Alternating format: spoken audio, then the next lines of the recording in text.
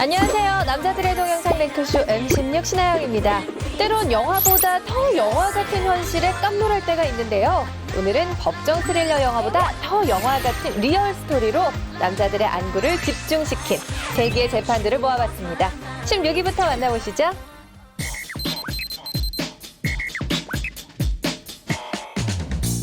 (2007년 11월 1일) 이탈리아 페루자에서 유학 중이던 영국인 여학생이 자신의 방에서 끔찍하게 살해된 채 발견됐지.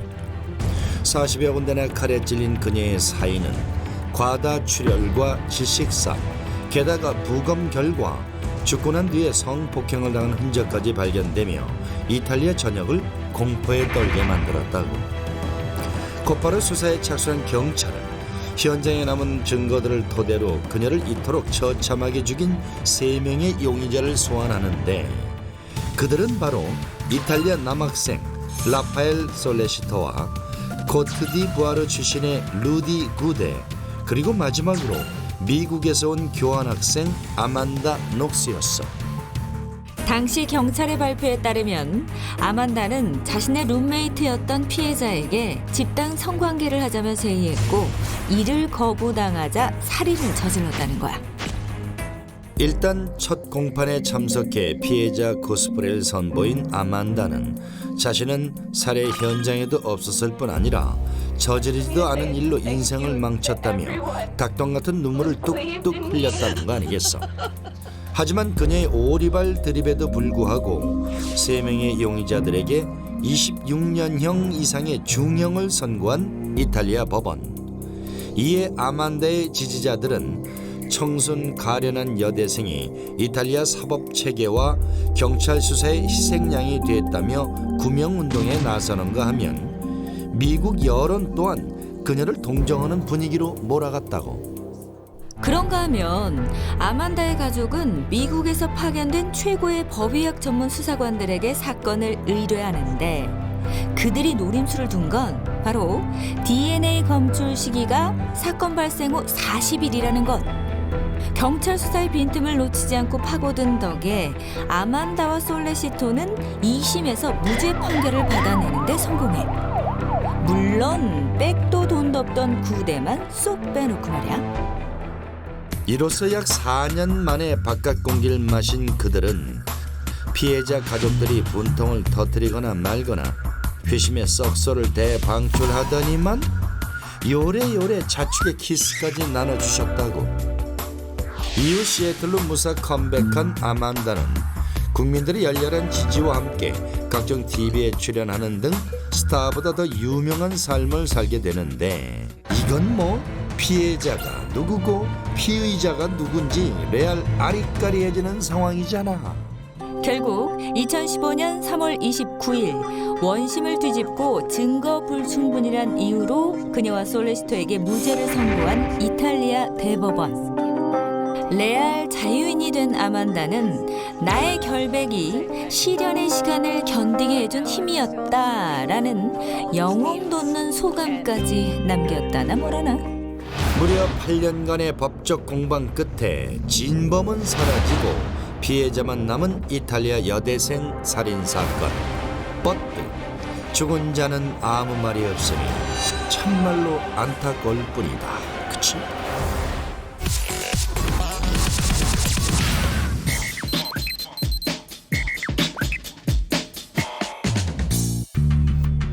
(2014년) 남아공의 한 법원. 세계의 재판이라 불리는 어느 살인사건의 재판을 앞두고 무려 300명이 넘는 각국의 취재진들이 벌떼처럼 몰려들었어.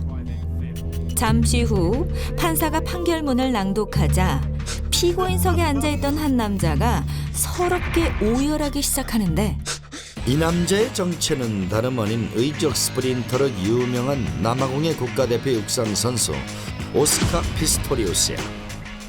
피스토리우스가 주장하는 사건의 전말은 이래. 2013년 발렌타인데이 밤, 여자친구와 한 침대에서 잠을 자던 중 문득 욕실에서 인기척을 느꼈다는 그는 강도가 든 것으로 오인하고 위협을 느낀 나머지 욕실 문 밖에서 술탄 4발을 발사.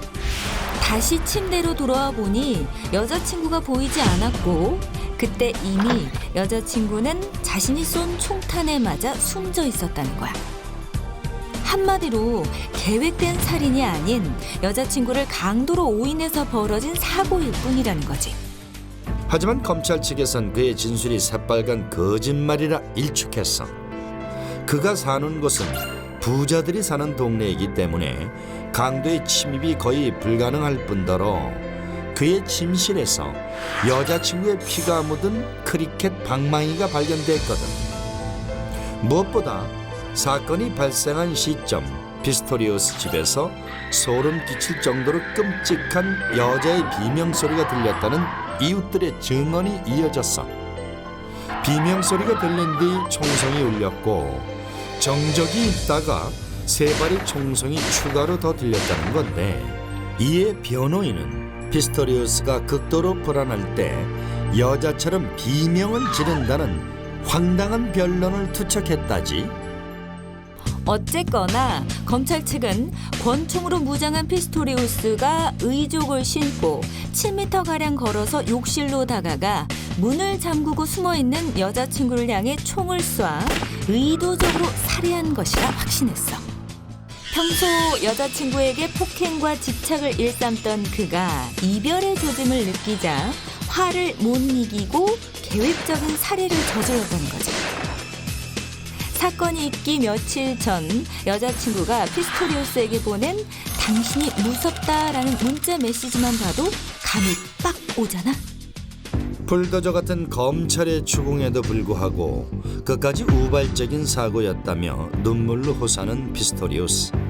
여자친구가 총상을 입고 숨진 사진을 보고는 토하는 모습까지 보였는데 정말 충격을 받아 그런 건지 사람들과 판사에게 동정심을 얻기 위한 메소드급 눈물쇼인 건지 아리까리한 가운데 최종 판결이 내려졌어. 살해 혐의가 인정되면 그 죄값은 최소 25년 이상의 감옥살이. 하지만 대반전, 재판장 마시파 판사의 입에서 나온 한마디는 무죄였어. 무죄가 선고되자 두 손으로 머리를 감싸며 눈물을 흘리는 피스토리오스.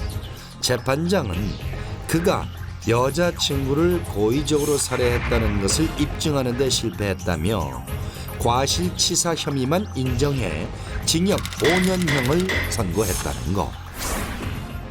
피스토리우스는 끝내 살해 혐의를 벗어냈으나 여전히 그를 향한 사람들의 시선은 시베리아 벌판급으로 싸늘하기만 해. 대형 스폰서들도 속속 후원을 중단했는데 그 와중에 피스토리우스를 모델로 한 유명 스포츠 브랜드의 광고에 쓰인 난 탄창의 총알 Just Do It 이라는 카피가 섬뜩하게 느껴지는 건 나뿐인 건가?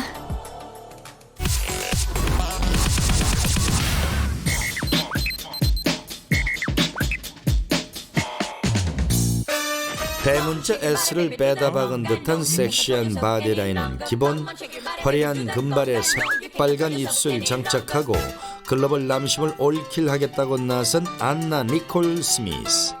덕분에 그녀는 제2의 마릴린 먼로라는 닉네임 플러스 1993년 올해의 플레이보이 걸이라는 타이틀을 겟했는데, 그런 그녀가 오늘날 미국 사회에서 독거 미녀, 악녀, 물란한 여자의 대명사로 회자되고 있다는 거 알란가 몰라? 1994년 26살의 나이로 89세 억만장자 하워드 마셜과 무려 63살의 나이차를 극복하고 혼인을 한 안나는 하워드의 재산을 노리고 접근한 여자라는 썰에도 불구하고 트루러브를 시전하며 그의 곁을 꿋꿋이 지켜냈지. 하지만 나름 햄복던 신혼생활은 그리 오래가지 못했어. 결혼 14개월 만에 90세의 하워드가 이승과 짜이찌엔을 하고 말았거든. 바로 그때부터 1조 7천억 원이 넘는 재산의 행방을 둘러싼 막장 유산 쟁탈전이 스타트됐다는 거. 하워드의 첫 번째 아들 피어스 마셜과 마지막 아내였던 안나 니콜의 유산 쪼개기 전쟁. 2심에서 안나는 트루 러브를 인정받아 5천억 원이 넘는 유산을 득템하며 화제의 인물로 떠올랐어. 하지만 기쁨도 잠시. 고작 14개월을 함께한 여자에게 그 많은 재산을 줄 수 없다며 발벗고 나선 피어스 마셜이 이심을 요청했고 그 결과 안나는 유산을 한 푼도 받을 수 없다는 판결을 받게 됐다고. 어쨌거나 저쨌거나 무한 궤도를 달리던 유산 쟁탈전은 2006년 새로운 전환점을 맞이했지. 노세한 피어스 마셜이 67세의 나이로 생을 마감하며 안나가 유산을 몰빵받을 확률이 높아진 거야. 이후 재판은 마셜 집안과 안나의 싸움으로 번지기 시작했는데 이에 굴하지 않고 안나는 돌연 임신 사실을 오픈하며 마이웨이를 시전했어. 글로벌 피플을 분노하게 한 사실은 아이의 아버지로 지목된 사람이 글쎄 수년간 안나의 소송을 도맡아온 담당 변호사 하워드 스턴이었다는 거? 2007년 2월 세상에 분노가 채 사그라들기도 전에 안나는 플로리다의 한 호텔에서 돌연 숨진 채 발견됐는데 사인은 약물 중독으로 밝혀졌지. 이때부터 생후 5개월 된 안나의 딸 데니얼린을 두고 내가 진짜 아빠요를 외친 사나이가 줄줄이 콩으로 등장했다지. 자타공인 법적 대리인이자 아빠인 줄 알았던 전 남친 하워드 스턴에게 제동을 건 가장 영향력 있는 아빠 후보는 미국에서 연예지 기자 겸 사진작가로 활동 중인 레리 버크헤드였어. 이에 법원은 유전자 검사를 지시했고 2007년 4월 마침내 레리 유전자가 데니얼린과 99.9% 일치율을 자랑하며 레알 아빠임을 인정받게 됐지. 일각에서는 딸 데니얼린이 받게 될 억만 달러의 재산을 노린 아빠 코스프레라는 주장이 끊임없이 제기되고 있다고 하는데 어쩐지 죽어서도 소송으로부터 자유로울 수 없는 안나 니콜의 기구한 운명에 동정표를 던지고 싶은 건 나뿐인 거야 뭐야? 죽여달라고 한 사람을 죽여준 사건, 단순한 살해 사건이라고 봐야 하는 걸까요? 13위는 독일을 발칵 뒤집은 엽기 살인 사건을 다룬 재판입니다.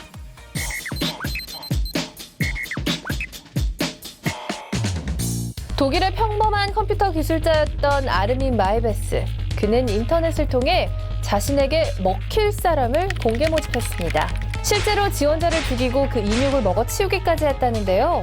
재판정에서는 요 엽기적인 사건을 두고 패티시 실현을 목적으로 한 명백한 살해 사건이다. 부탁받은 안락 살인일 뿐이다라는 뜨거운 논쟁이 벌어졌었죠. 첫 재판에서 재판부는 피해자의 동의가 있었다며 촉탁살인에 손을 들어 8년 6개월의 형을 선고했습니다. 생각보다 가벼운 형에 유럽 전체가 발칵 뒤집어졌는데요. 연방법원 역시 재심을 명령했습니다. 결국 마이베스는 살인죄가 적용되며 종신형을 선고받았는데요. 어째 사건부터 판결까지 정말 찝찝하죠. 캄보디아에서 1975년부터 4년 동안 약 200만 명이 학살당한 사건, 킬링필드. 끝날 때까지 끝난 게 아니라고 하더니만 이 사건의 전범 재판은 아직도 계속되고 있다고 하네요. 캄보디아의 급진 공산주의 정권 키메르루즈는 국가 정화를 목적으로 국민의 4분의 1을 무참히 학살했습니다. 그 후 무려 30년도 더 지난 2010년이 돼서야 드디어 핵심 전범 4명에 대한 심판이 시작됐다는 거. 너무 늦긴 했지만 캄보디아인들에게는 카타르시스의 순간이었겠죠? 하지만 재판이 시작될 때 이들은 이미 초고령 할매 할배들이었다는 사실. 이제 와서 종신형을 내린다고 해도 뭔가 부족한 느낌인데 키메르루즈 출신 정치인들이 상당수 있는 현재 캄보디아 정부는 시간 끌기로 재판을 방해하기도 했었다네요. 게다가 4명 중 1명은 심각한 치매 탓에 재판도 못 해보고 석방. 또 다른 1명은 재판이 끝나기도 전에 자연사해버렸습니다. 남은 2명이 종신형을 선고받긴 했지만 그마저도 항소를 했다고 하니 언제 뒤집어질지 모르는 판결이죠. 여러모로 속 터지는 재판이네요. 이번 재판의 피고인은 하드코어 섹시 잡지 H를 창간한 음란 대마왕 레리 플린트입니다. 과연 어떤 재판일까요? 19금 왕국의 제왕 레리 플린트. 그는 수위를 무시하는 음란함으로 수많은 남성 지지자들과 그 못지않은 안티 세력을 보유하고 있었습니다. 안티 팬들의 짜증이 났던 건지 어느 날 H 잡지에 본인의 대표 안티 포럴 목사를 외설적인 패러디의 주인공으로 실어버렸는데요. 포럴 목사는 곧바로 명예훼손으로 레리 플린트를 고소했고, 레리 플린트는 공인을 향한 표현의 자유는 보장되어야 한다며 반박했죠. 거듭된 소송과 항고 끝에 레리 플린트는 결국 명예훼손에 있어서는 무죄 판결을 받아냈습니다. 하지만 포렐 목사의 정신적 충격에 대한 배상은 따로 해야 했다는 거. 표현의 자유는 어디에든 적용된다지만 그래도 입조심하긴 해야겠죠? 봄이 오려다만 이집트. 독재 정권에 대한 심판이 국민들의 분노 조절 장애를 불러일으킨다고 하는데요. 바로 확인해 보시죠. 이집트를 30년이나 지배해온 호스니 무바라크. 그의 독재는 2011년 이집트 혁명으로 막을 내렸습니다. 마지막 발악이었는지 혁명 중엔 시위대를 유혈 진압하기도 했죠. 결국 그는 독재의 종착역, 재판정에 서게 됩니다. 단죄의 서막인지 단순한 정치 쇼인지 시작부터 말이 많았는데요. 첫 재판에서 재판부는 무바라크에게 25년형을 때렸습니다. 사실상 종신형이었지만 국민들은 더 큰 벌을 원한다며 시위까지 벌였죠. 그런데 이 재판이 벌어지는 사이 이집트에 불던 민주화의 바람이 자꾸만 잦아들었다는 거. 급기야 군부가 다시 정권을 잡게 되면서 무바라크 재판 역시 면죄부가 돌아가는 모양새로 변하기 시작했습니다. 교도소에 있던 그를 석방한 것도 모자라 유혈 진압과 부정부패 혐의에 대해 결국 무죄를 선고했죠. 법의 판결이 전국에 따라 이렇게 갈대같이 흔들릴 줄이야. 참 야속하네요.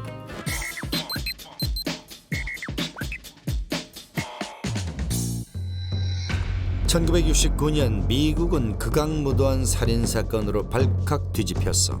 일명 샤론 테이트 살인사건으로도 불리는 이 사건의 대표적인 피해자는 미국의 유명 여배우 샤론 테이트였어. 샤론의 사인은 16번의 무차별한 자상에 의한 심장과 폐 손상으로 밝혀졌는데, 여기에 글로벌 피플들의 분노에 불을 붙인 충격적 사실이 더해졌으니 당시 그녀가 임신 8개월인 만삭의 몸이었다는 거야.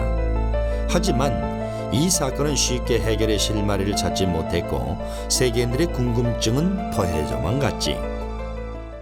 그러던 중 갑툭튀한 뜻밖의 인물이 사건 해결의 열쇠가 되줬는데, 데스밸리 국립공원 방화 사건으로 감방살이 중이던 수잔 애킨스가 교도소 동료에게 자신이 샤론 테이트 살인 사건에 연관돼 있다고 밝히면서 사건의 전말이 서서히 수면 위로 드러나기 시작한 거야. 그녀의 진술에 따르면 찰스 맨슨이라는 사나이의 지시로 그를 추정하던 히피 집단이었던 맨슨 패밀리가 범행을 저질렀다는 거? 아직 놀라긴 일러 더 황당한 사실은 샤론 테이트 살인 사건의 전말이야. 과거 비틀즈 음악에 심취했던 찰스 맨슨이 음반 프로듀서 테리 멜처와 음반 작업을 하던 중 자신의 음악을 비난했던 테리를 제거하라고 지시를 내렸다는 거야. 그런데 이미 테리 멜처는 이사를 간 뒤였고, 샤론이 프랑스 출신의 영화 감독인 로만 폴란스키와 그 집에 신혼둥지를 틀었다는 게 함정이었지. 그 사실을 알려는 맨슨 패밀리는 샤론 테이트의 집에 침입, 샤론 테이트 플러스 3명의 친구를 무차별하게 살해하고, 그것도 모자라서 피해자들의 피로 자신들의 메시지를 남기는 엽기적인 행보까지 보였다는 거. 결국 수잔 애킨스의 깨방정 덕분에 그녀를 포함한 총 5명의 맨슨 패밀리가 재판을 받게 됐는데, 이때 찰스 맨슨을 교주로 믿고 따르던 여인들이 법원에 셀프 출두, 우리 오빠는 죄가 없다며 눈물로 호소하고 나서는 진풍경까지 벌어졌다는 거? 마침내 최종 판결에서 찰스 맨슨을 비롯한 당시 행동대장 4인이 사형을 선고받으며 재판이 일단락됐다는 말씀? 하지만 아직 안심하긴 일러 1972년 4월 사형 제도가 주 헌법에 위배된다는 판결이 갑툭튀하면서 피고인 모두가 사형에서 무기징역으로 갈아타며 가늘고 긴 생명줄을 연장하게 됐다고. 더 깜놀할 만한 사실은 최근 맨슨이 옥중에서 혼인 신청서까지 제출했다는 거야. 희대의 살인마와 혼인을 원추한 여성은 무려 54살 연하의 애프턴 일레인 버튼으로 맨슨의 무죄를 입증하고자 사건을 조사하다가 덜컥 사랑에 빠졌다고 밝혔는데, 어째 희대의 살인 교주에게 빠졌다는 애프턴도 평범한 멘탈의 소유자는 아닌 것 같지?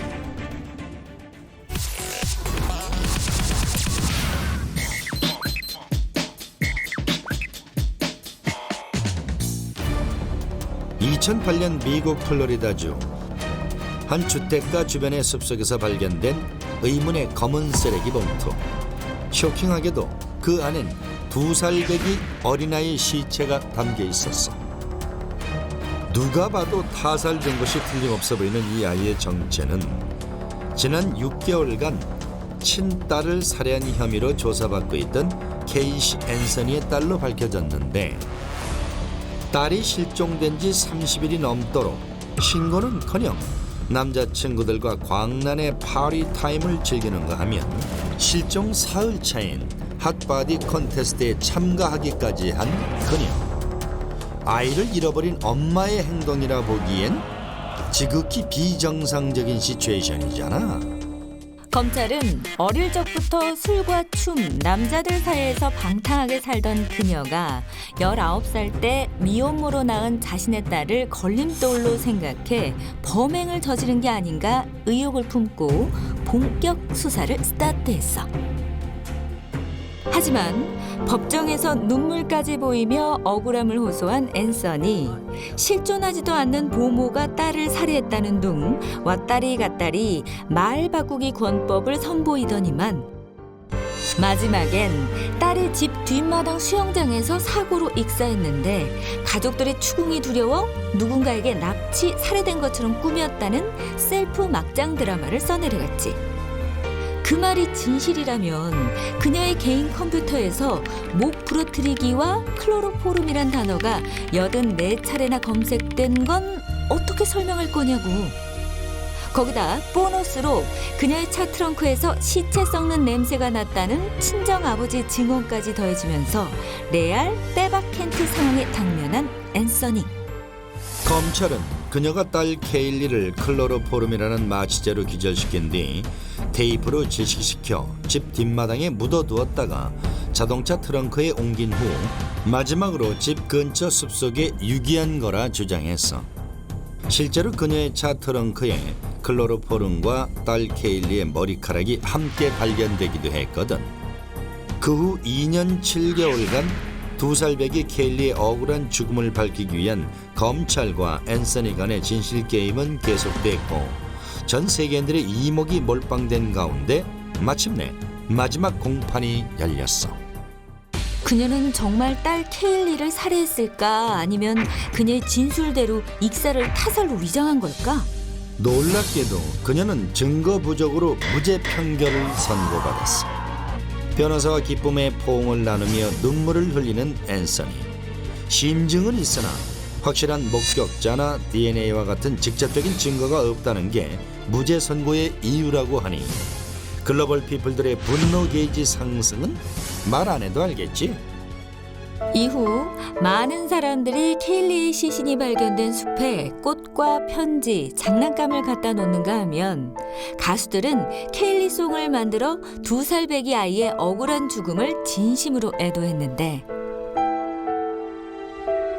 정작 무죄로 풀려난 친엄마 앤서니는 거액의 돈을 받고 누드 화보 모델과 토크쇼 인터뷰를 하는 등 막장 라이프를 살아가고 있다고 하니 이건 뭐 밉상, 진상, 화상을 넘어선 레알 악녀라 불릴만 하다. 그치? 어쩐지 뒤통수에 찌르르 열이 뻗쳐오르는 듯한 세계 재판들을 만나보고 있는데요. 팝의 황제 마이클 잭슨을 괴롭힌 스캔들의 진실 공방이 7위에 올랐습니다.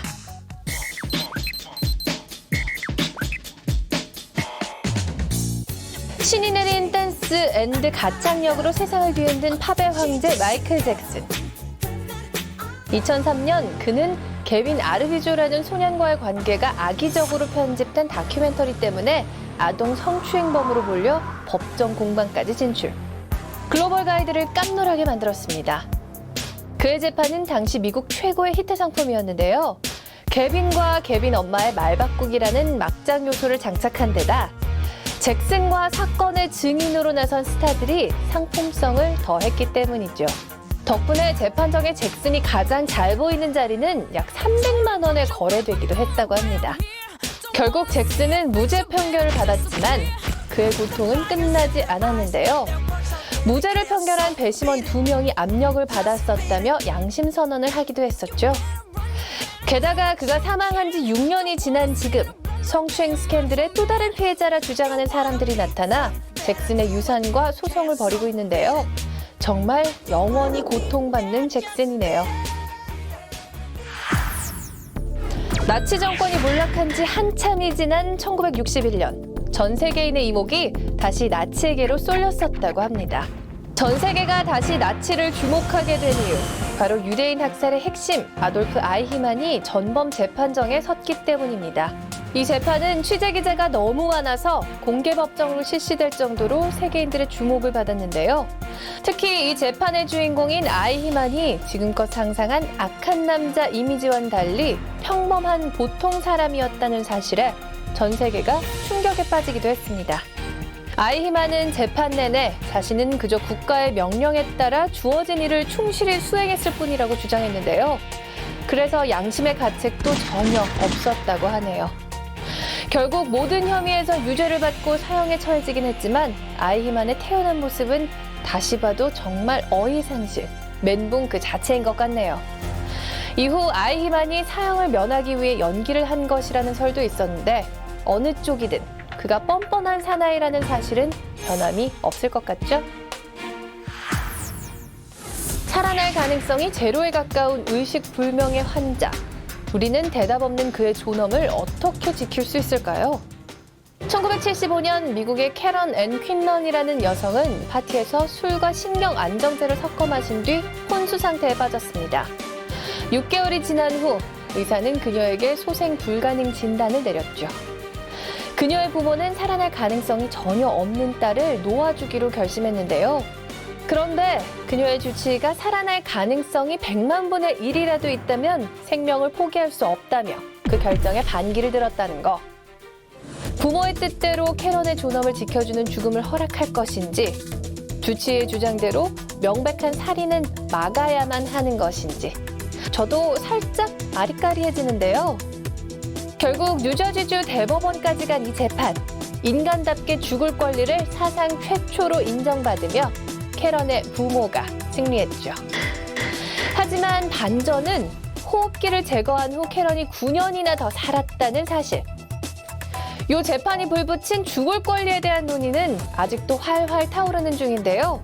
아마 지금 다시 재판을 한다고 해도 판결이 쉽게 나지는 않을 것 같죠? 여러분이 만약 조국의 전쟁 범죄 증거를 가지고 있다면 양심과 국익 중 어느 쪽을 선택하시겠어요? 미군의 민간인 공격 동영상을 포함한 전쟁 문서를 폭로 전문 매체 위키리크스에 제보한 미국의 매닝 일병. 세상을 떠들썩하게 했던 이 군인은 사건 3년 만에 재판정에 섰습니다. 군 검찰은 매닝 일병을 국익을 해친 군사라 주장했고 매닝의 변호인은 그를 양심적인 공익 제보자라 응수했죠. 결국 재판부는 매닝이 적을 도와준 건 아니지만 기밀을 폭로했으니 유죄는 유죄라는 아리송한 판결을 내렸습니다. 재판 중 지지자들은 양심을 지킨 매닝 일병을 노벨상 후보로 추천하기도 했었는데요. 단호박 재판부는 그런 사실은 전혀 개의치 않고 징역 35년형을 선고했죠. 이 판결은 잠재적 내부 고발자를 위축시키려는 지나친 처벌이라는 비난도 받았는데 오바마 대통령의 내부 고발자를 보호하겠다던 공약이 정말 무색해지네요.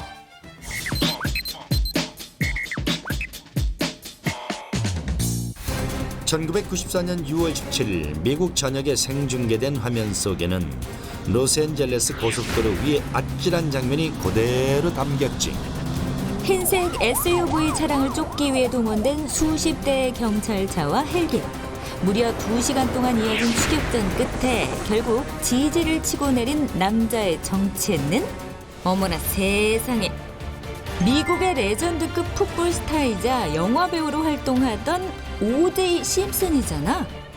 국민 영웅으로 추앙받을 정도로 잘 나가던 그가 뮤비 촬영도 아니요 레알 추격신을 벌인 이유는 바로 나흘 전 로스앤젤레스의 한 고급 주택가에서 벌어진 살인사건 때문이라는 거야. 당시 흉기에 찔려 처참히 죽어있던 두 그의 변사체가 다름 아닌 O.J. 심슨의 전처 니콜 브라운과 그녀의 애인 로널드 골드먼이었지. 뭔가 냄새를 맡은 경찰은 곧바로 심슨의 집에서 피 묻은 장갑과 차량 한 대를 찾아내는 데 성공했고 현장에서 채취한 혈흔과 피해자의 혈액이 100% 일치했으니 그야말로 퍼펙트한 물증을 확보한 거나 다름없었다고. 전 세계를 발칵 뒤집으며 하루아침에 추악한 살인자로 몰락한 O.J. 심슨. 이때만 하더라도 그가 죗값을 치르는 건 너무나 당연해 보였건만 막상 뚜껑을 열자 황당 오브 황당 시츄에이션이 벌어졌다는 거? 1995년 10월 3일 공개적으로 열린 재판에서 배심원단의 판결문이 발표되는데 그 결과는 두둥! 전원 만장일치로 O.J. 심슨 무죄! 이게 대체 어찌된 영문인지 빨랑 말하라고?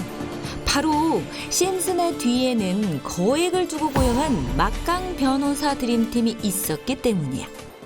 그들은 수사를 맡았던 경찰관이 흑형인 심슨을 무시했다고 주장하며 백인 우월주의자 드립으로 흑인이 대다수였던 배심원단의 마음을 움직이는 데 성공했지. 여기에 심슨은 얌체 돋는 표정으로 피 묻은 장갑이 자신의 손에 맞지 않는다는 꼼수까지 보태주시니 덕분에 재판을 지켜보던 사람들은 지대로 멘탈 붕괴를 경험하게 됐다는군. 하지만 타고난 팔자는 어쩔 수 없었던 건지 뭔지 2008년 심슨은 라스베이거스의 호텔에서 일어난 무장 강도 사건에 연루되며 기어코 감옥으로 셀프 입성하고야 말아. Sorry. 게다가 기가 막히고 코가 막히게도 수감 생활 도중 한 방송국 프로듀서를 불러 전처가 다른 남자를 집에 불러들인 게 화가 난 나머지 살인을 저질렀다는 사실을 당당하게 고백했다고 하니 아휴, 이쯤 되면 33년형이 아니라 330년형을 받아도 싸다 싸.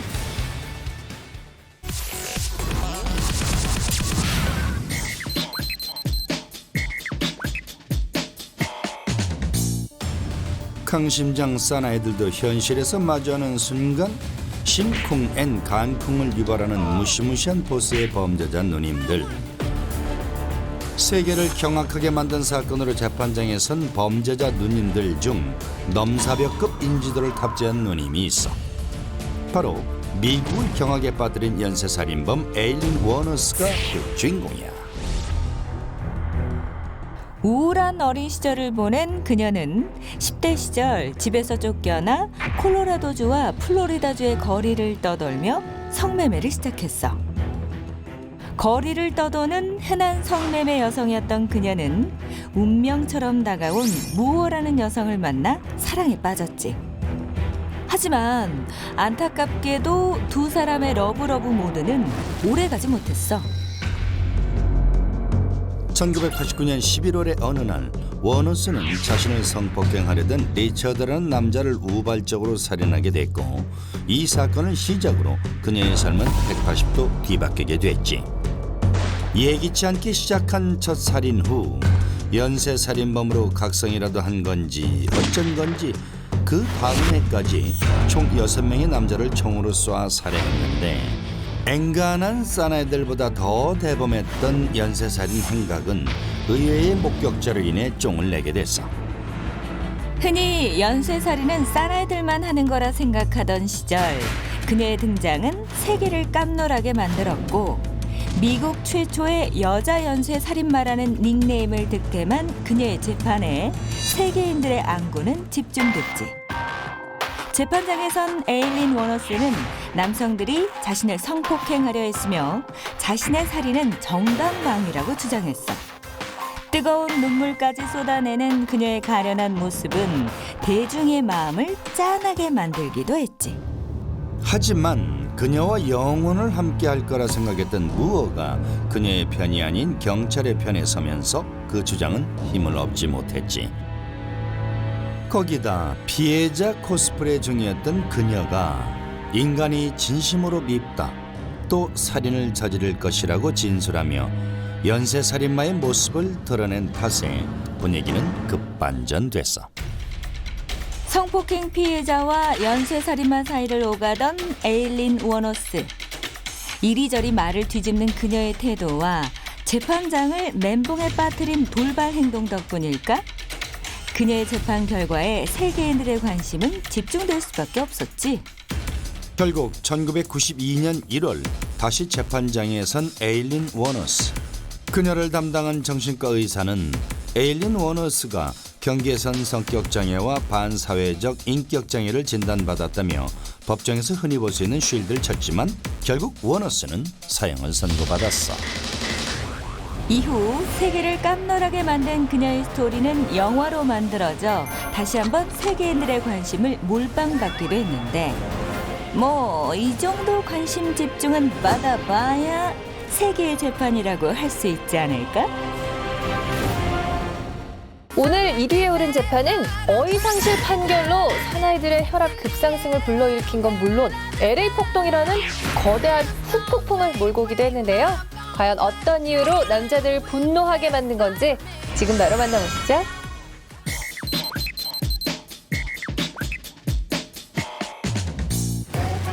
(1992년) 미국 전역을 발칵 뒤집어 놓은 LA 폭동 다들 기억하지? 분노 게이지 만땅으로 치닫은 흑인들이 거리로 뛰쳐나와 깜놀 시츄에이션을 선보였잖아. 대체 무엇이 이들을 이토록 화딱지나게 만든 거냐고? 사건의 발단은 그로부터 1년 전인 1991년으로 거슬러 올라가 LA의 한 도로에서 과속 질주하던 흑인 운전수 로드니 킹은 경찰에게 체포되는 과정에서 무자비한 폭행을 당하게 돼. 4명의 백인 경찰관은 바닥에 납작 엎드려 있는 그를 향해 묵직한 경찰봉을 휘두르는가 하면 잔혹하게 짓밟기 시작했는데, 이 초살벌한 광경은 근처 아파트에 살던 한 주민에 의해 개인용 카메라로 촬영돼 다음 날 TV 방송으로 미국 전역에 활짝 오픈됐어. 그야말로 몰빵 폭행을 당한 로드니 킹은 평생을 청각장애인으로 살아야 할 정도로 상태가 심각했던 데 반해 4명의 백인 경찰관들은 황당하게도 모두 무죄 판결을 받았지 뭐야. 정당방위로 이 정도 폭행은 지극히 정상이라나 뭐라나. 하지만 한 가지 중요한 포인트가 있었으니 이 재판에 참석한 배심원 중 10명이 백인이었고 흑인은 단 1명도 없었다는 거? 이거 왠지 구리구리한 냄새가 나는 것 같지 않아? 요렇게럼 철저히 백인 중심, 흑인 차별적인 판결은 안 그래도 인종차별로 인한 불만이 가득했던 LA 흑인 형님들의 뚜껑을 활짝 오픈시켰지. 로드니 킹이 백인이었다면 이토록 무자비하게 맞지 않았을 거라며 울분에 차 거리로 뛰쳐나왔어. 초반엔 백인 동네를 공격하려 했으나 철통같이 방해하고 있는 경찰 저지선을 뚫지 못하고 상대적으로 힘이 약한 옆 동네 코리아타운으로 돌격.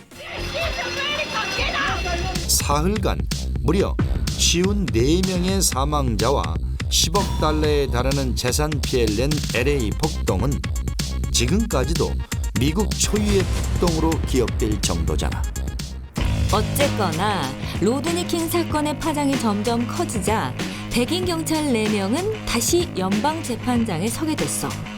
이번엔 과연 정당한 처벌을 받게 될 것인지 사람들의 관심이 초집중된 가운데 이게 웬걸? 4명의 경찰관 중 2명은 징역 30개월, 나머지 2명은 여전히 무죄 선고, 탕탕탕. 그 이후 로드니 킹 사건은 폭동, 인종차별, 경찰의 과잉 진압을 대변하는 대명사가 되기도 했잖아. 그러던 2012년 벼랑간 로드니 킹의 사망 소식이 뉴스의 헤드라인을 장식했어. 지극히 건강했던 그가 수영장에서 익사한 채 발견된 건데 20년 전 그때의 사건으로 인한 보복 살인인 건지 단순 자연사인 건지 지금까지 물음표로 남아있지만 순탄치 않았던 그의 인생이 끝까지 새드 엔딩으로 막을 내린 건 어째 좀 씁쓸하다, 그치? 남자들의 동영상 랭크쇼 M16. 오늘은 역사의 한 페이지를 장식할 법한 세계의 재판들을 만나봤습니다. 지금 이 순간에도 전 세계 곳곳에서 다양한 재판들이 진행되고 있는데요. 아무쪼록 많이는 법 앞에 평등하다는 기본적 정의가 지켜지는 세상이 됐으면 좋겠습니다. 분노를 유발하거나 답답한 속을 뻥 뚫어주는 법원의 판결들. 그 중에서도 큰 이슈가 되어 국민들의 인식과 제도를 변화시킨 재판의 결과들을 모았다. 오늘의 주제, 대한민국을 움직인 판결 16. 어느 나라에서나 사실 그 법원의 판단은 평범한 국민들의 삶을 바꿀 정도로 굉장히 영향력이 대단한데요. 법과 판결했을 때 이제 기존의 이미지들은 정의의 여신상이라고 있잖아요. 예. 죄의 경중을 따져보자 해서 이제 선칭을 들고 있고 이 정의가 실현되려면 그냥 되는 게 아니에요. 결국에 힘이 있어야 된다 해서 한쪽에 또 칼을 들고 있는 네. 그런 의미가 있는 거죠. 저스티스 예, 워먼 갓. 뭐라고요? 나는 더 중요한 게 알아듣겠다는 거야. 저스티스 워먼 가시. 못 알아들었어요? 못 알아들었어요? 알아듣는 게 중요한 거 아니에요? 의사소통이 중요한 게 아니에요. 정의의 여신이 눈을 가리고 있잖아요. 예. 그게 이제 어찌 보면 가장 중요한 의미예요. 공정하게. 예. 만약에 내가 눈을 뜨고 이렇게 판결을 한다면 예. 이 사람이 잘생겼거나 혹은 이 사람이 좀 내가 아는 사람의 자제거나 뭐 이러면 정확하게 판결을 낼 수가 없단 말이죠. 눈을 가렸는데 증거를 어떻게 봅니까? 상징은 허준 씨, 왜 이렇게 이번 주에 그리고 칼을 이렇게 들고 있잖아요. 눈을 가리고 들어있잖아. 그러면 하고 잘못 쳐면 어떡하려고. 으로 갈 거예요? 아, 이게 보이는 건가? 진짜. 예언인가? 아니 그럼 자유의 여신상은 프리덤 워먼 가집니까? 아니지. 자유의 프리덤. 왜 소유격이 자유의 판결들을 봤을 때 이해 안 가는 게 너무 말도 많지 안 않아요? 되는 맞아요. 내가 봐도 범인인데 뭐 증거가 없다고 그래서 그냥 뭐 풀려나기도 하고. 우리 인류 최초의 법이 무엇이죠? 명문법? 함무라비 법전인가요? 눈에는 눈, 이에는 이. 개명? 자, 함무라비 법전 정답. 예. 눈에는 눈, 이에는 이 아닌가요? 맞아요. 네. 그리고 이제 고조선 뭐죠? 홍익인간? 활조법금 있죠? 홍익인간이요? 야, 호준 씨, 지금 무식으로 가는 거예요. 고조선 홍익인간 아니에요? 맞아요. 아니. 나라를 세운 뜻이고. 맞긴 한데. 활조금법 있잖아요. 그거는 건국 이념 아니에요? 널리 사람을 이롭게 하지 않는 자는 벌한다. 그거는 그런 게 건국 이념. 어딨니? 법 몰라? 난 법 없이 살 사람이라 법을 몰라요. 하여튼 그렇게 이제 법이 만들어져서 약자들의 편에 서지 않는 경우가 너무 많은 것 같아요. 법은 철저하게 약자의 편에 서야 됩니다. 왜냐하면 강자들은요, 법이 없어도 잘 살아요. 강자들은 법 위에 군림하려고 해요. 네, 간만에 정경진 씨가 예. 맞는 말을 하시네요. 변호사에 굉장히 잘 어울렸을 수도 있겠다는 생각이 아까 들어요. 저분이 지금 방금 본인의 어떤 그 스타일을 네. 얘기하셨어요. 있는 자들은 법 위에 군림하려고 한다. 그 군림하는 자의 변호사가 되셨겠죠. 그분들이 돈을 많이 내니까. 생업인데 그죠? 그분들 지켜드려야지. 언제 니네들 지키고 있는데. 돈 많은 분들 지켜드려야지. 오만 가시 당신을 용서하지 않아.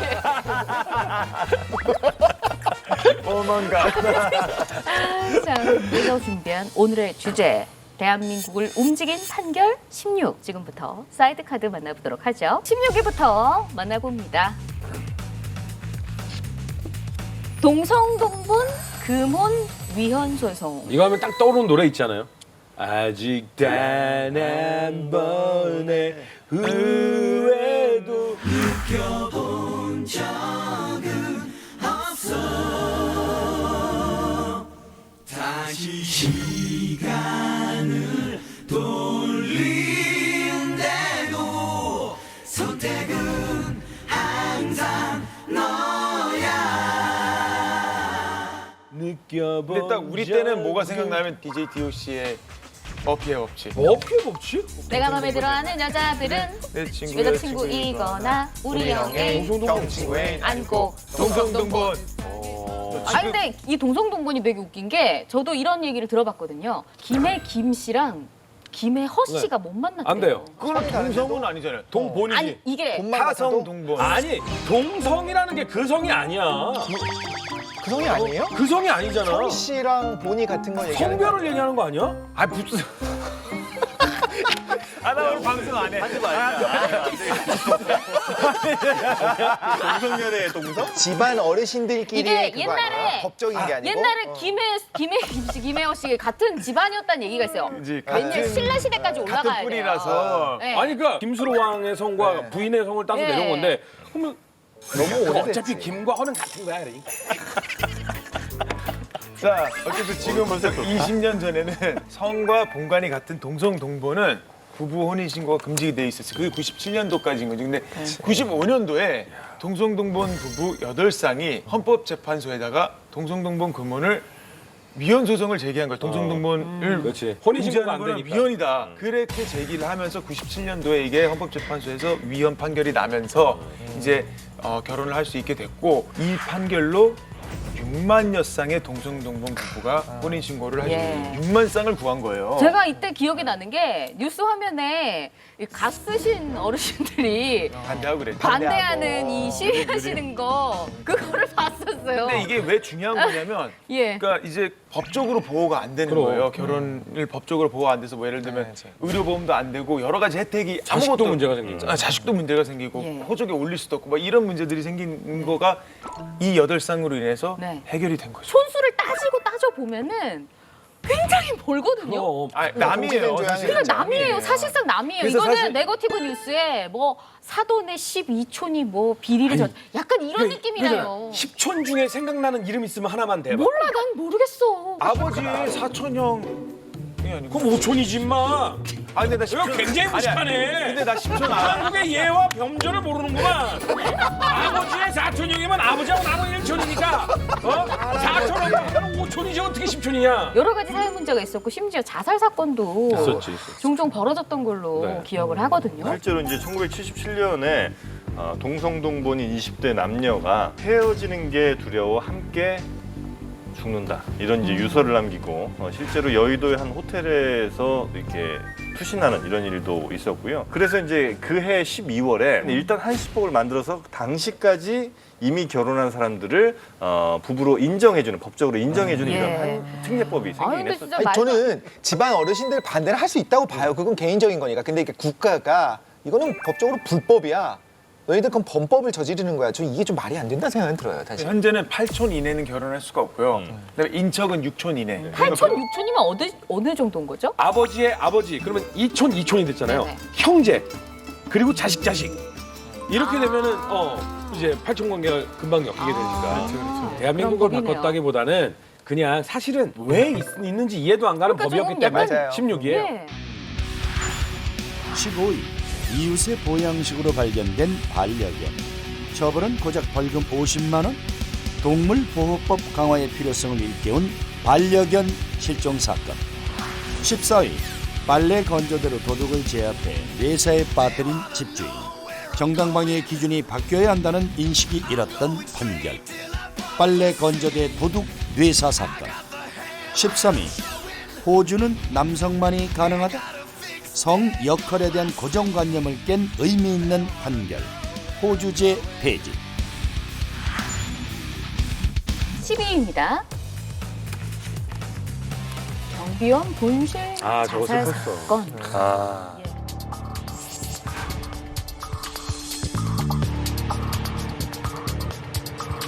당시에 그 온몸에 전신에 아마 60% 정도의 한 3도 화상, 굉장히 뭐 깊은 화상이죠. 이렇게 화상을 입은 채 결국 안타깝게 이제 숨을 거둔 그런 사건이 있었습니다. 도라이 질량 보존의 법칙이라고 어디에나 있어요. 사실 도라이는. 대부분의 입주민은 그렇게 하지 않았어요. 거의 안 그랬죠, 오히려. 그러니까 예를 들어 분리수거가 잘못됐다고 손가락질하고 욕하고 심지어는 자기의 일, 내가 뭔가 일 시킬 게 있는데 저 몇 시까지 어디 가서 뭐 좀 갖고 와 이런 거 있잖아요. 아 그런 걸 왜 경비원? 그러니까 본인이 갑이라는 거야 그게. 내가 준 돈으로라는 마인드 가진 사람들이 의외로 좀 있어요. 막 이렇게 하는 입주민한테 항의하는 분들도 있었어요. 근데 그렇고 실제 이 경비원 분도 가만히 있지 않고 그러니까 다른 동으로 옮겨달라, 여기 너무 힘들다 이렇게 이야기했는데 그럼 관리회사 측에서는 그만둬라 이렇게 이야기를 하는 거예요. 근데 어떻게 또 그만둬, 이게 그렇지. 생업인데. 근데 그만두지 못하고 계시다가 이제 예. 3개월 만에 이제 사고가 나는 거죠. 그때도 아침부터 30분 내내 욕설과 모욕적인 언사를 계속 들은 거예요. 그러니까 쫓아다니면서 괴롭힌 거예요, 말 그대로. 정말 성격이 삐뚤어진 사람인 거고, 그래서 그걸 견디다 못해서 예. 이제 그런 일이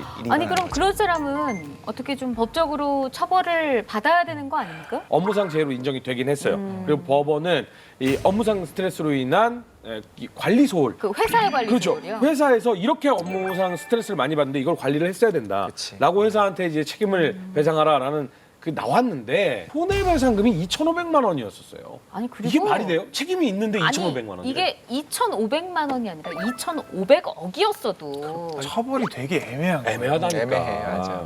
법적으로 어떻게 제재를 가하기가 경비원분한테 막 뭐라고 하고 있을 때 경찰을 부른다고 해서 해결할 수 있는 그치, 방법이 경찰이 와서 아무것도 뭐 없는 어떻게 거예요. 하냐. 동네 일이구나, 알아서들 해결하세요. 그러면 말로만 뭐라고 그러면 이 스트레스를 주고 경비원분은 있는데. 그러면 나중에는 차라리 내가 참고 말지가 되는 거야. 다만 이제 하나의 의미를 좀 찾을 수 있다면 이전까지 법원은 스스로 이제 목숨 끊는 이 행동에 대해서 개인 책임으로 여기는 경우가 좀 많았거든요. 어쨌든 이번 판결은 그 관리회사의 책임을 인정했다는 거죠. 금액은 물론 이제 굉장히 부족합니다만, 그래서 관리회사가 이 근로자의 어떤 뭐 정신 건강을 잘 지켜야 돼, 이런 의무도 있다, 보호 의무도 있다는 것을 이제 인정한 네. 그런 판결이라는 것에서는 의미를 좀 찾을 수 그리고 있겠습니다. 또 이게 나의 일이 될 수도 있다라는 경각심을 좀 가지게 된 계기가 아닐까 생각을 합니다. 지나가면서 인사 한마디만 따뜻하게 해도 예. 이분들한테는 그게 되게 큰 힘이잖아요. 여기도 또 문제는 그런 것 같아요. 그 한 명의 거의 사이코 같은 사람을 어떻게 다루기가 되게 힘들어. 아, 힘들어. 그 사람이 또 불법적인 행동은 또 안 해. 안 해. 걸려봤자 경범죄 이런 느낌. 애매해. 11위 7살 아이를 죽인 계모와 친부. 가벼운 형량의 판결이 내려지면서 아동학대 문제에 대한 인식이 높아진 평택 아동 살해 암매장 사건. 10위 부부 사이에도 강간죄는 성립한다. 성적 자기 결정권을 존중한 판결. 부부간 강간죄. 9위 해운대 7중 추돌 사고. 이게 너무 안타깝다. CCTV가 공개되면서 공개됐죠. 굉장히 큰 너무 무서워. 이슈와 파장이 있죠. 실제로 사망이 있었고요. 사망 사건이었고요. 뇌전증을 앓고 있던 환자가 이제 약을 좀 제때 챙겨 먹지 못해가지고 운전을 하다가 말고 의식을 잃었는데 이 영상을 보신 분들은 알겠지만 어쨌든 정말 속도를 하나도 줄이지 않고 그냥 쭉 내려오면서 그때 이미 근데 사람들은 한참 길을 건너고 있었거든요. 하여튼 그때 이제 관광객 모녀가 모자가 모자도 숨졌죠. 처음으로 하고. 여행을 왔었는데 그런 안타까운 일이 벌어졌는데 23명의 예. 사상자를 냈고 7중 주도사. 아 근데 여러 가지 논란이 있었어요. 네. 뭐 뇌전증으로 의식이 없는 것 치고는 굉장히 차가 빠르게 그리고 네, 너무 잘 피했어요. 아니, 근데 뇌전증이라고 하는 게 이제 흔히 예전에 간질발작이라고 하던 거잖아요. 뇌에 이제 번개가 치는 것처럼 신경이 그냥 팍 하고 지나가는 거예요. 근데 그게 정도가 다 차이가 있다고 해요. 그래서 어떤 사람은 정말 이게 넘어져서 온몸의 근육을 이게 부들부들 떠는 경우도 있겠지만 어떤 경우에는 좀 가벼운 간질의 경우에는 그냥 거의 의식을 잃어버리고 그냥 가만히 있을 수도 있는 거예요. 아 그냥 이렇게 그냥 이 상태로 그냥 이렇게 의식이 넘어가는 거죠. 실제로 근데 판례에서는 그 판결 나온 거에서는 네. 뇌전증 인정이 된 거죠. 인전증이 됐고 그다음에 그러면 감형을 받았나요? 어, 뇌전증이 인정이 됐다고 하면 근데 이제 징역 10년을 맨 처음에 이제 검찰이 구형을 했어요. 네. 그런데 이제 법원은 5년형을 선고를 했거든요. 감형이 됐네요. 그렇죠. 다만 약을 복용하지 않았다는 것은 중대한 과실인 예. 거거든요. 그래서 도주치상, 그러니까 뺑소니라고 우리가 흔히 얘기하는 이 도주치상, 그다음에 사고 후 미조치, 치사 등에 대해서 이제 무죄를 판결을 했어요. 네. 면허를 갱신을 그 직전에 했다고 하는 그 부분에서 굉장히 문제가 됐잖아요. 그 뇌전증 같은 경우에 심각한 병이기 때문에 이야기를 해야 되는데 그것도 네. 숨겼었고 약도 안 먹었기 때문에 그 전에 사고가 또 있었대요. 그럼 본인이 내가 약을 끊으면 혹시 운전하다 문제가 생길 수 있구나 하는 걸 알매도 불구하고 끊은 거니까 지난주에 나왔었던 미필적 고의. 미필적 고의가 되는 거죠, 사실 이 경우에. 운전 부적격자를 관리 이 허술함을 좀 저도 그게 우리 제일 문제인 사회에 것 같아. 우리 사회에 이 문제를 던져준 그런 판결이 아니었나 싶은데 보건복지부가 있고 또 이제 경찰청에서는 이제 이 운전면허 관련을 또 하고 경찰과 보건복지부에서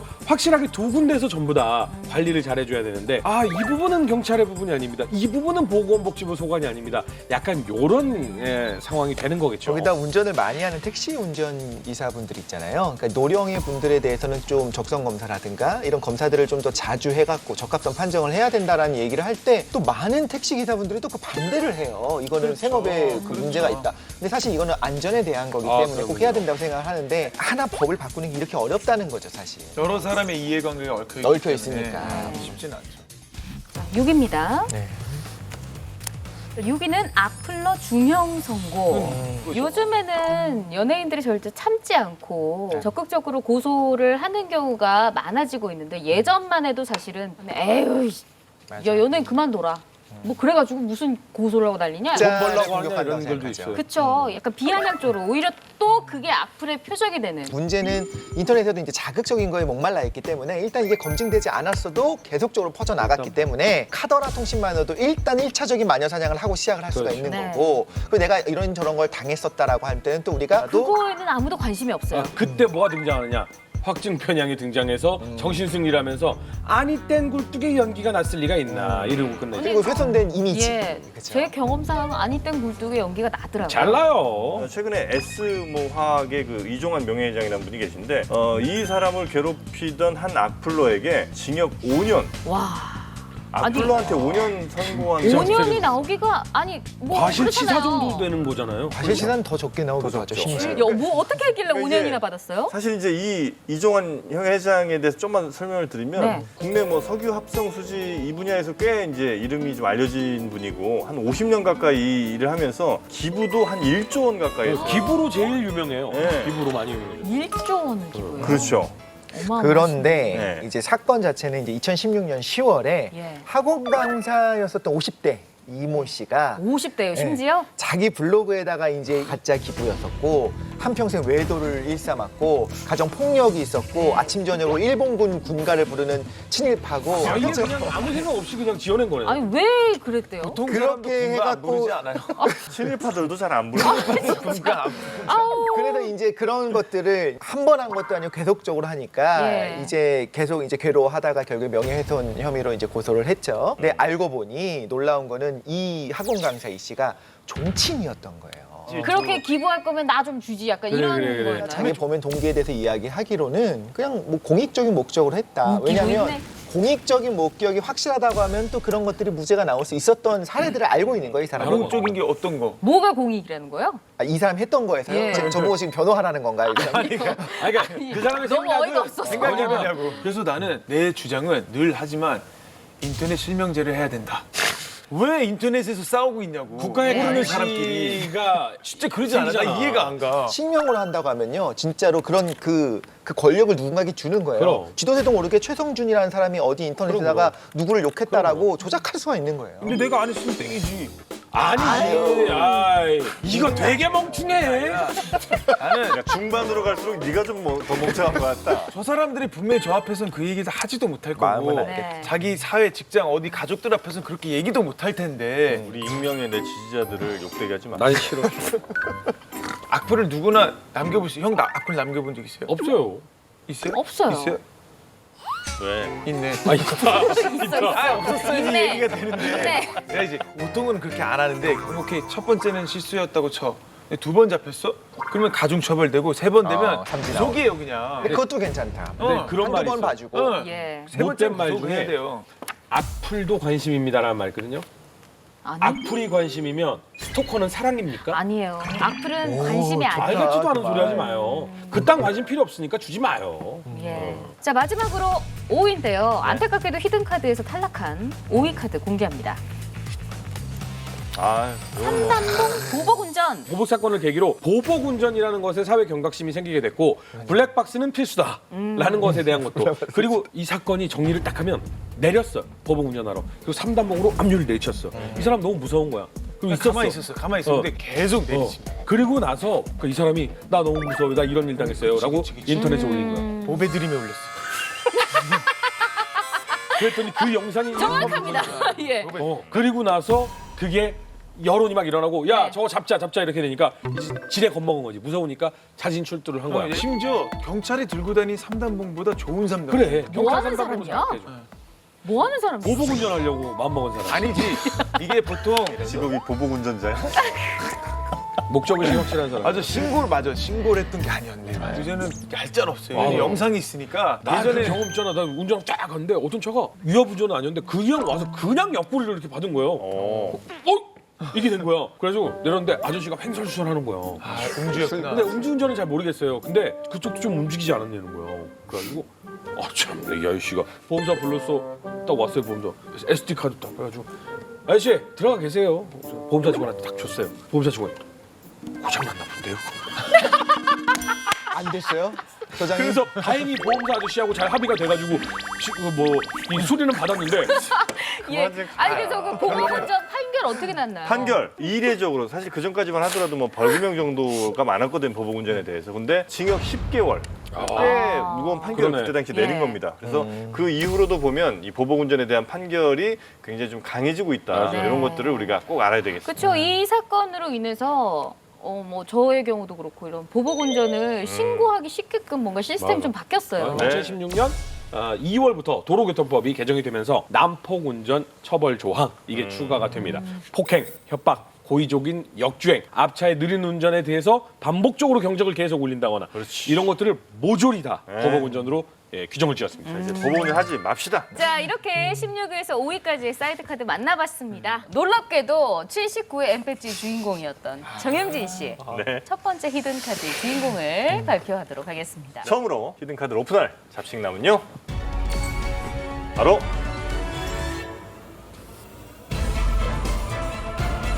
최성윤 씨입니다. 그렇습니까? 네. 너무 오랜만에 해서 그런지 되게 어설프지 되게 않았어요? 어색하죠? 되게 어색하지 예. 않았어요? 저도 너무 이제 무슨 말을 해야 될지 모르겠어요. 정말. 얘기했어. 알겠습니다. 제 히든 카드는 바로 히든 카드 오픈.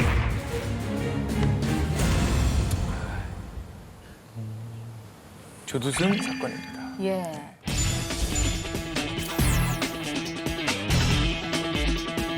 충격적인 거를 봤어요. 앞으로 3년 정도 이 방송이 나간 후면 조두순이 출소를 한다. 사회로 다시 나온다. 이런 얘기를 봤습니다. 2008년이에요. 2008년 12월 당시에 56세 남자 조두순이 8세 여아를 한 교회 화장실에서 성폭행을 해서 장기가 많이 파손이 되셔서 뭐 하여튼 그런 끔찍한 사건입니다. 굉장히 수술을 여러 번 받았죠. 네, 치료를 사실, 예. 오랫동안 받은 걸로. 그렇게 잔인한 범죄인데 12년을 징역 12년을 받았거든요. 네. 그 끔찍한 범죄를 저지른 범인이 이제 좀 있으면 나온다는 거예요. 사건만 놓고 봤을 때는 무기징역감이다. 하지만 그 당시에 술에 취해 있어서 심신미약 상태였기 때문에 형량을 낮춘 것이다. 그것 때문에 사실 사람들이 굉장히 네. 분노를 했고 그래서 이거 심신미약에 대한 처벌에 대한 강화가 있어야 된다라는 이제 그런 목소리가 굉장히 많이 나왔죠. 맞아요. 그 당시에. 이후에 이제 입법에 이제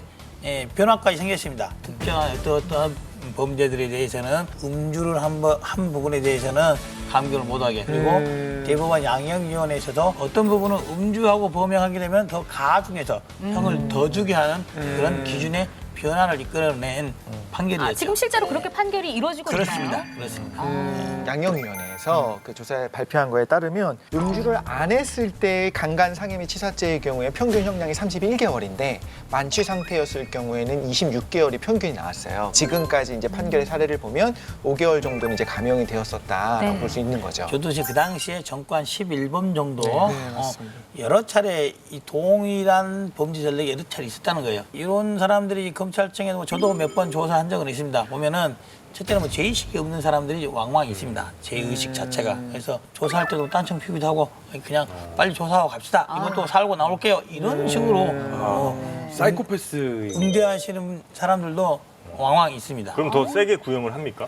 뭐 세게 구형하죠. 근데 형도 세게 구형하고 그런 법적으로 할 수 있는 최저한을 해서 하기도 하고. 그러니까 영국 같은 경우는 뭐 징역 10년 이상 받은 성범죄를 2번 저지르면 이 자동으로 무기징역에 처하는 이 투 스트라이크 아웃법도 2012년부터 이제 시행 중이라고 하고요. 또 미국 같은 경우도 10대 소녀 3명을 그 성폭행한 범죄자에게 4,060년형, 4,060년형을 선고한 예. 경우도 있다고 하거든요. 이제 그런 것이 장점도 있지만 단점도 제기가 되고 있어요. 또 무기징역 살아야 된다 한다면은 범죄를 은폐하기 위해서 피해자를 살해한다든지 이제 이럴 게 없으니까. 예, 그렇죠. 그런 엄벌주의가 좀 한정적인 범죄에 한해서 제한적으로 해야 되는 것이 좀 나을 것이다. 이런 그래도 생각을 의원님이 합니다. 생각하시기에 조금 우리나라가 다른 나라에 비해서는 형량이 좀 낮죠? 굉장히 낮습니다. 그죠? 네, 굉장히 낮습니다. 아동 성범죄도 혹시 그런가요? 집행유예로 풀려나는 경우가 45.5%였어요. 그럼 맞네. 거의 절반 가까이가 실제로 선고가 되더라도 형이 선고되더라도 결국엔 집행유예로 풀려나는 거잖아요. 특히 이제 아동 성폭행에 대해서 형량이 낮거나 집행유예가 되는 이율이 좀 높은 이유는 재판을 하다 보면 판사들이 피해자가 합의가 있는 경우에는 형을 좀 많이 감경을 하거나 구속을 면하게 하기 위해서 집행유예 판결을 많이 선고를 하는데 특히 여자애들 같은 경우에는 합의를 않고 계속 재판을 오래 가다 보면은 오히려 피해자에게 그 안 좋은 영향도 있다는 판단으로 부모들이 합의를 많이 해주게 됩니다. 근데 100% 확실한 건 아마 나올 때 되면 많은 어떤 그 정보통 여러분들께서 분명히 찍어서 네티즌 뿌릴 거예요. 수사대회에서 지금 그럴 거라고 봅니다. 근데 나는 공개를 해야 된다고 생각하는 게 본인의 얼굴이 알려져 있다고 생각해야지 그래도 더 맞아, 조심을 하지. 맞아. 저 아는 분이 이렇게 하셨더라고요. 이 청소년이 집에 살면 우편이 날아옵니다. 예. 아파트 우편이 날아오는데 어머나 이 우편물이 나도 모르는 사이에 바닥에 떨어져가지고 바닥에 붙어 있었네 이러면서 아파트 바닥에 붙여놓으신 거예요. 다 보라고. 예, 뭐 이런 경우도 있었습니다. 이게 사실은 근데 좀 법적으로는 문제가 될 수도 있는 거죠. 굳이 문제를 삼자면은 삼을 수 있겠지만 안 예. 걸리면 됩니다. 안 걸리면. 검사님 입장에서도 굳이 기소하지 않으시겠죠? 변명하면 이제 검사가 그럴 수도 있겠네요. 하고서 위험히 결정을 할 수 있을 겁니다. 성범죄가 아니라도 납치라든지 뭐 여러 가지 범죄들이 있잖아요. 저는 그런 거 볼 때마다 굉장히 너무 화가 나서 눈물이 날 정도인데 앞으로는 대한민국이 안전하고 우리 어린 아이들이 행복하게 살 수 있는 세상이 됐으면 좋겠다. 뭐 이런 생각으로 이렇게 들고 나오게 됐습니다. 자, 이어서 다음 히든 카드 오픈할 잡식남을 최선윤 씨가 호명해 주시죠. 제 다음으로 히든 카드를 오픈할 잡식남은 바로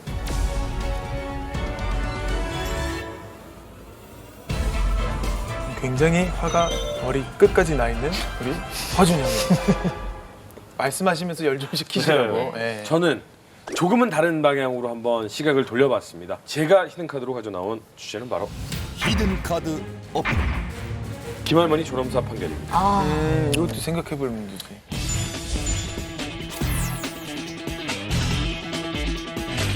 김할머니가 2008년 2월 18일에 폐암 여부를 확인하러 병원에 갔다가 조직 검사를 받았는데 이게 잘못이 됐어요. 그리고 이제 식물인가 상태로 이제 연명 치료를 하게 되는데 그러면 지금 이렇게 고통스럽게 생명을 억지로 유지시키는 것을 꼭 해야 되느냐? 이 연명 치료는 중단했으면 좋겠다라고 했는데 사실 병원 측은 거부를 하죠. 거부를 하자 소송을 이제 가족들이 합니다. 예. 대법원까지 간 끝에 회복 불가능한 사망 단계에 이른 환자의 경우에는 예. 인간의 존엄과 가치, 자기결정권을 행사하는 것이 인정이 된다라고 해서 치료의 중단을 허용할 수 있다라고 판단했습니다. 어쨌든 그 판결을 계기로 해서 존엄사라는 개념이 법적으로 받아들여 있고 생전에 본인이 확인 의사가 됐든지 아니면 가족들의 동의라든지 생전의 여부가 있었는지 그리고 정말 회복 불가능기의 여부에 대한 의료진의 판단 이런 세 가지 기준을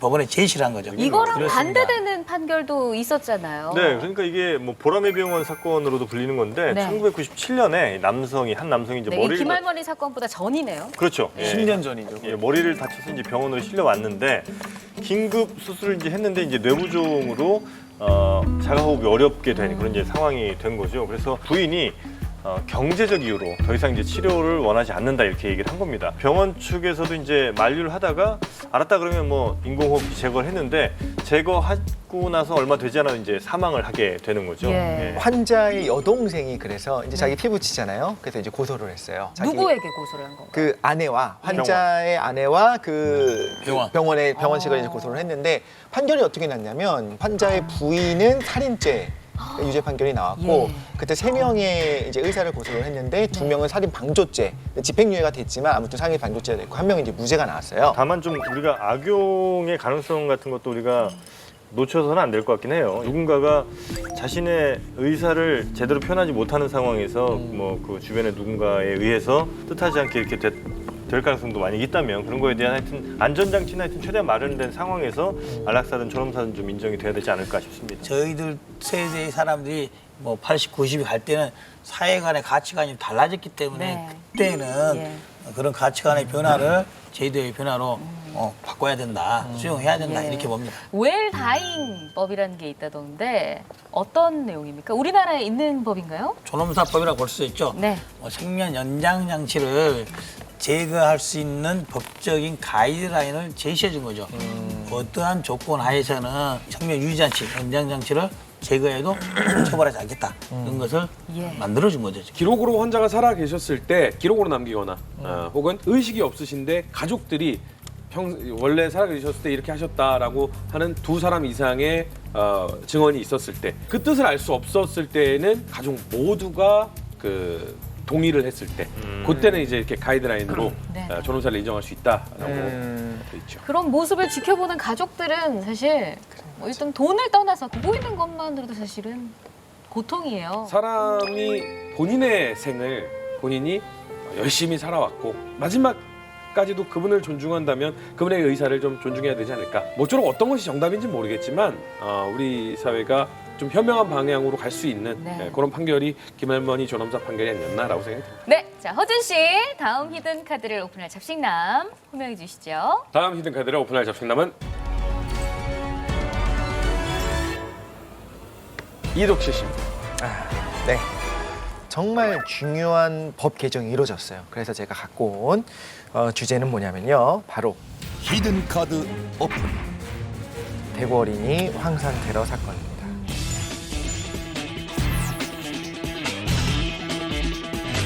1999년 대구 현목동의 골목에서 6살짜리 어린아이가 뒤에서 누군가가 정체불명의 남성이 불러가지고 돌아보다가 이제 황산 테러를 받았어요. 그래서 전신의 40% 이상의 이제 화상을 입고 실명을 하고 49일째 되는 날에 결국 사망을 했고요. 예. 사실 자기가 끝까지 뜨거운 물을 누군가 쏟았다라고 생각을 했대요. 너무 어렵기 때문에 자기가 무슨 일을 당했는지 잘 이해를 못했기 때문에. 범행수법이 그때 굉장히 잔인하지 않았습니까, 의원님? 이제 뭐 그런 기사를 보고 네. 저걸 어떻게 했다는 거지? 일단 머릿속에 그림이 안 그려지는 거예요. 네네. 잡고 몸부림치는 것을 느끼면서 뿌리고 예. 입안에 넣는 네. 그게 어떻게 할 수 있는 것인지. 그 정도면 사실 이 황산이란 게 굉장히 강하고 독한 산이잖아요. 그럼 맞습니다. 네. 자기 그 범인을 몸에 튀던가 분명히 잡을 수 있었을 것 같은데 범인을 못 잡았잖아요. 그렇죠. 아니 사실 추정되는 용의자가 있었어요. 네. 그런데 결국에는 공소시효가 지났고 지금 이제 영구 미제 사건이 된 거고 실제는 지금은 어떤 확증이 있다 하더라도 기소를 못하는 상황이 된 거죠.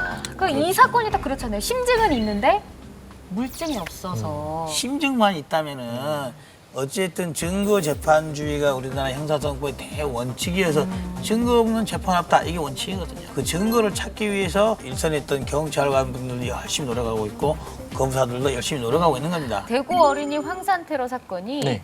우리나라를 어떻게 움직인 건가요? 그래서 씨? 살인 사건에 대해서는 공소시효를 좀 폐지하자라는 이제 국민 여론이 일어났고 이것도 호응했고 여러 가지 이제 법적인 정찰을 밟아서 2015년 7월 24일에 살인죄에 대해서 이제 공소시효가 폐지가 된 거죠. 이유가 있을 거 아니에요. 공소시효를 처음부터 이제 처음부터 이제 지정을 한 이유가. 평생을 도망을 다녀서 국가적으로 무익하다는 거죠. 그리고 뭐 그런 얘기는 들었었던 것 같아요. 그러니까 본인이 계속 도망 다니는 것도 일종의 징벌로 보는 것도 네. 있고 또 시간이 지나게 되면 결국엔 사람들의 기억들도 계속 희미해지고 그럼 과연 진짜 제대로 단죄를 할 수 있을 것인가가 있다고 이야기했는데 지금은 이제 뭐 DNA라든가 여러 가지를 통해서 과학 수사가 가능해졌기 때문에 좀 이제 많은 나라들이 좀 바꾸고 있는 추세죠. 그렇습니다. 결국 최근에 있었던 이제 나주 드들강 사건에 보면은 예전의 기준을 따져 보면은 공소시효가 지난 사건이죠. 그렇지만 예전에는 못 밝혔지만 최근에 있었던 과학적 수사 방법으로 진범을 찾아 기소할 수 있는 것이 가능한 시대가 된 거죠. 네, 그렇죠. 그렇기 때문에 지금의 시대에는 공소시효를 합리적으로 재조정할 필요가 있는 거죠. 그래서 이제 우리나라랑 이제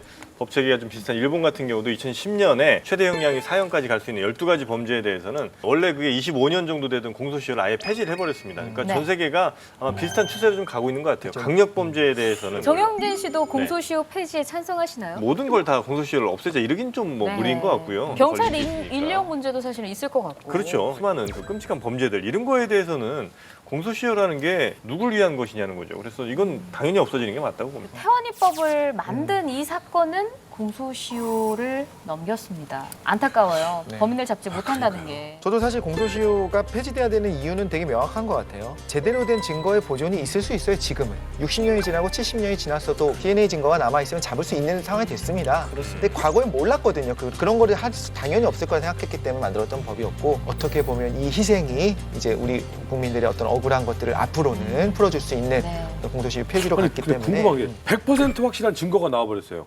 정말 그냥 100%. 그래도 처벌을 못해요. 그렇습니다.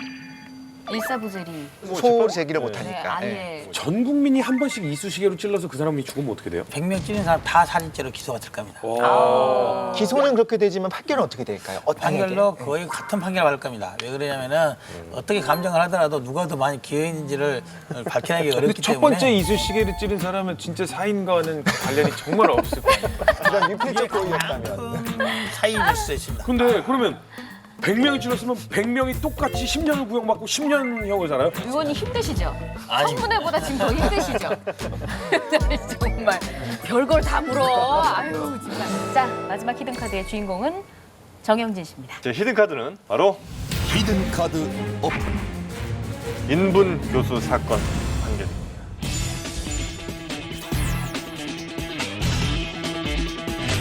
대학원생이었던 피해자에게 교수를 만들어주겠다 이런 이제 구실로 정말 갑질 중에 이런 갑질이 있을까 싶을 정도로 갑질이 아니라 끔찍한 짓.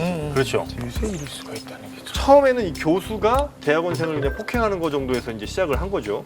그러다 점점 각종 도구를 이용한 폭행이 이어졌고 또 그 교수의 지시로 대학원생의 동료들까지도 서슴없이 이 대학원생을 괴롭힌 피해자를 괴롭힌 일을 했다는 거죠. 아니 무슨 1920년대도 아니고요. 자기들끼리 용어를 만들었어요. 뭐 쓰레빠로 싸대기 때린다고 해가지고 쓰싸, 쓰레빠로 머리 내리찍기 해가지고 뭐 쓰대, 막 이런 식으로 용어도 만들고 아예 이게 무슨 놀이문화처럼 됐어요. 이 교수가 사실 이제 인분 교수라고 그래서 네. 컵에 정말 이 소변까지 먹였다는 거 아닙니까? 그래서 정말 이런 그 인간의 존엄성을 훼손하는 이건 뭐 정신적 살인이라고 그렇죠. 봐야 되겠죠. 그래서 이런 일을 했던 이 교수에게는요 징역 8년.